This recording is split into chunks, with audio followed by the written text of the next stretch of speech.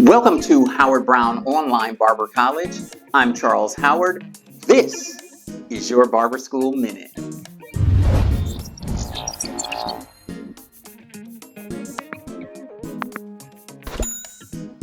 The question asked today is, as a barber, what was the most disgusting hair you've ever dealt with?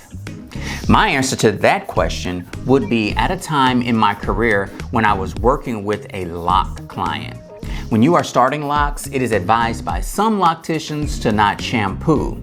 Some clients can go weeks to months without shampooing their hair. I had a guy come in and stuff was oozing out of his locks as I was shampooing.